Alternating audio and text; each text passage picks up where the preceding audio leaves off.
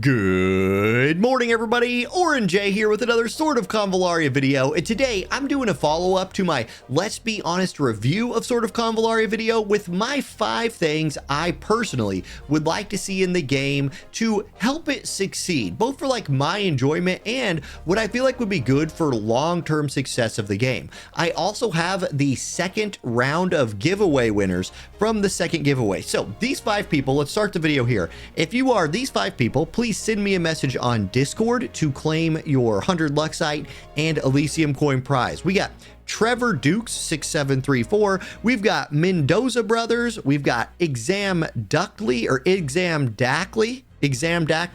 Sure. We got HHHHHHSJDND. That's a creative name. And we have Alexander Amianal Boniga 45. That's a long name. So if you're those 5 people, add me on Discord, send me a message, I'll send you your prize. So far, 3 out of the original 5 winners have claimed their prize. So I'll tell you what, guys, if like 4 or 5 people within the next week don't claim their prize, I'll give those codes away again. So there you go. Make sure to claim that. Now, let's go on with this video. What I did is I went through the comment section of my last video, and I actually made notes because I'm a boomer and I write stuff down. I actually have 5.5 things that I think would make this game better. And I want to start with guild stuff. I love playing online games. And one of the reasons I like playing online games is because I get to play them with other people. Most of these people in my guild, Jason, Mask, Zato, these people are people I have played games with for a really long time, upwards of like 3 or 4 years now, ever since I got into the gacha scene. And I would really like to experience this game with them in a meaningful way. And by meaningful, I mean both PvP and PvE. In my opinion, the best content in this game are hard boss fights or like non-cheesy hard stages. And I think right now in this like late mid-game phase that we're in, those are these weaponry trial fights. Weaponry trial 8, which I'm working on this one today. Weaponry trial 9 is like a whole new level. The rewards are good. The fights are hard. You are rewarded for using you're rewarded for having a variety of units built because certain units want a magic tank, certain units want a physical tank, you know, certain bosses want different things. I just love all of that. So give us PvE guild content like that. And I would also like to see some PvP guild content as well, whether it's just encouraging people to go into Clash and maybe like push their levels a little bit, or if it came tied with live PvP, where you face off against another guild and you have to do like a certain number of matches within a week, something to make guilds meaningful. I love that guilds are in the games. I hear that guild content is coming. Get it here so people can enjoy playing the game together. And that's one of the things that will separate this game from just like a Switch RPG or a PS5 RPG. The ability to play with your friends and have meaningful multiplayer is the difference in a lot of ways. So that's number 1. Number 2, easily viewable buffs and debuffs. And oh my goodness, I'll tell you what, I'll jump into a fight for this one.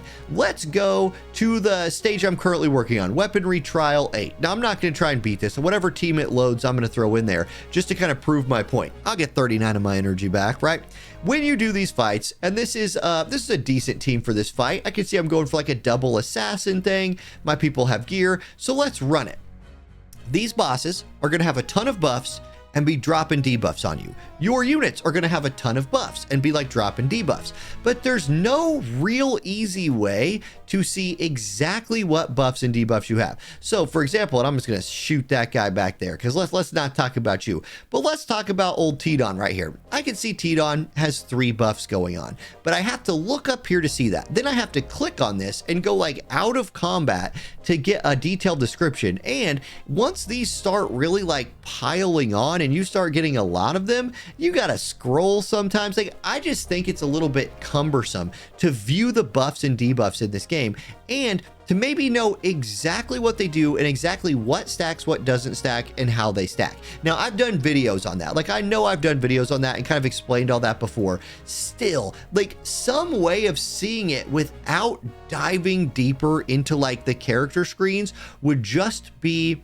nice. Some visual of some kind, like some way of just maybe cleaning up the UI when it comes to buffs, debuffs, turn order, things like that. Turn order, actually, you know what? Turn order, they got that pretty well solved. 1, 2, 3. I actually don't hate that. The turn order, they got that figured out. But give me some little icons underneath their name.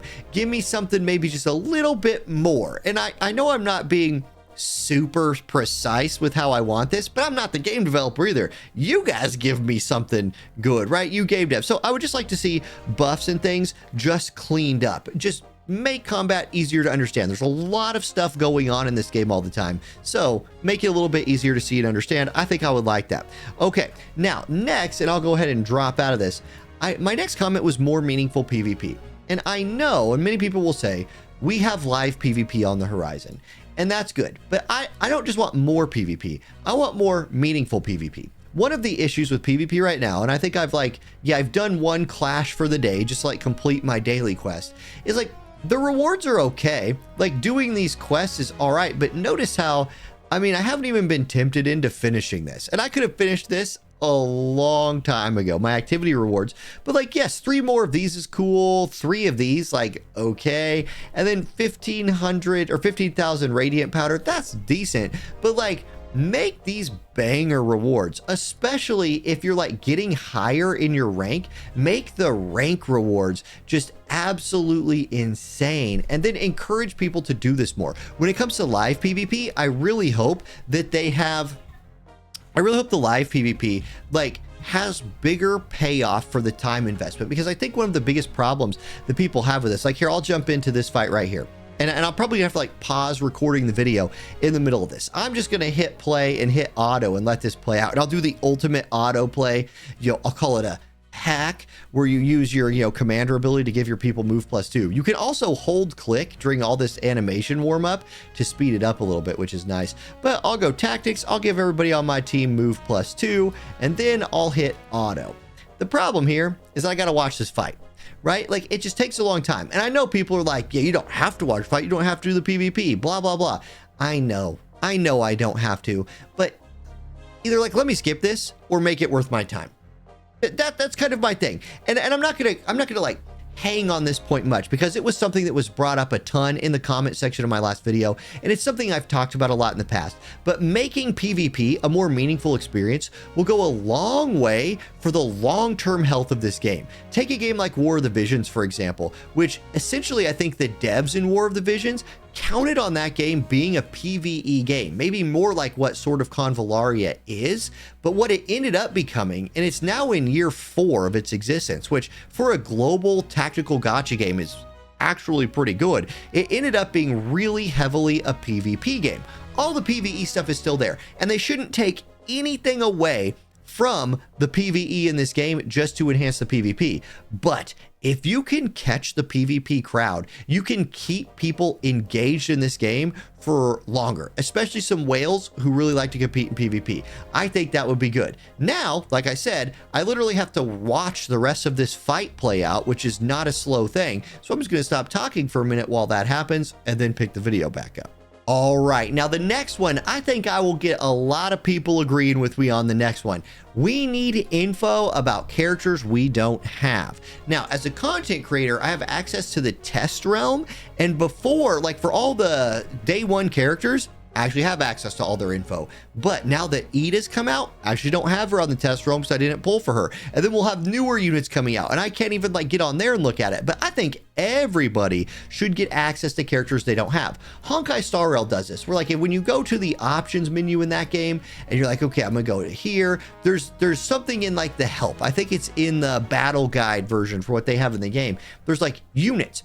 And even for units you don't have, you can still go look at their kit. And I think this would only serve to encourage people to pull more. If you could, like, if you didn't have Beryl and you could go in here and be like, okay, like this is Beryl's passive, that's pretty neat. And then you could go like mess around and look at her rank ups and imagine yourself building her. I think it would encourage more people to pull, which is good for the long-term, health of this game, because then the devs are getting money. They can spend that money on the game and keep the game going. Just access to information for stuff we don't have. Gear, same thing. There are so many legendary pieces of equipment that I don't have yet. Now, again, I'm a content creator. I can get on the test realm and look at that stuff, but the vast majority, 99.9% of players for this game don't have access to the test realm. So those people would probably like to be able to see what gear is out there. I think that would be a great addition to the game. Okay, next, this is one that I think some people might push back on, or at least I saw some pushback on it in the comment section that confused me. This is something also that games don't do, and I wish they did. This game is set up perfectly for this. More lower rarity units, more epic rarity units, more silver rare rarity units, even more common rarity units. Maybe not immediately. Right now we got enough. You can see, like, I actually have basically run out of like leveling material. There's many units down here that I have not got to use on the gacha side of the game, and using them in the Spiral of Destiny side, they're very different. But in 6 months or something like that, on a major patch where maybe new NPCs are introduced, or there's new sprites added to the game, make more lower rarity units. They're so good in this game, and have them have the same drop rate. Put them on new banners. It would encourage people to pull on new character banners if they could also have like rate up epic characters. Maybe they'd even go for like 3 or 4 or 5-star version of those epic characters that people have loved. But like this is one thing the game did really well, is making these lower rarity units, you know, your Mites of the world, your Tempests of the world, useful. I use these guys. In fact, I use these guys in boss fight clears, and it's so great to not just use my legendary units. Now, legendary units are still core to my teams, but Angel might be better than Samantha. That's awesome. That's awesome. So I just wouldn't mind seeing some more epic level units that are on, you know, the Crimson Falcon level, the Suppression level, the Angel level. That'd just be really special to see. Then I said I had 5.5. My other one is back with characters again. So like if I go to Tidon right here, Tidon's not the best example. Let's just do Garcia. So when you're leveling up Garcia, she has, you see, I've not spent any Castalia on her. I'm out of Castalia, by the way. I'm out, and I've been out for a little bit. I would like to maybe use Lone Ranger sometimes on her, or maybe I'd like to use her hook shot if I didn't want to use her spinning blade hook shot. My point is, I think more access to Castalia would be a great thing, or there's a pivot here, or don't make me use it on Tempest. Right? Like, let's look at Tempest right here. He's not, yeah, look, I literally had to use a Castalia on Tempest to do my night run, because when I was originally building him, I took inertial chop as my first pick for rank 1, but for like the full defense night clear of a boss fight, I kind of needed Knightly Spirit for my run. Used a Castalia on an epic level unit, and like, even though epic level units in this game are really fun and cool, using Castalias on them kind of feels bad. So either give us more access to Castalias, or like lower rarity Castalias that we could use on epic and below units to kind of let us build these people out a little bit more. It's easy enough to level them. That's fine, and that's a great part of this game, but let me fully kit them out. You know what I mean? Like, give me access to all their skills so I can use them in their niche situations to the best of my ability. So guys, that is my list of the 5 things I would like to see Sword of Convallaria add. I think those would just help the game a lot. There's a lot more suggestions that have also been good, quality of life stuff. I feel like that stuff usually comes to games anyway. My suggestions were more like, hey, this is just make the game more fun for me, and I feel like make the game more fun and accessible for global players in general. Okay, thank you all for watching. Have a great rest of your day, and I'll catch you next time. Peace.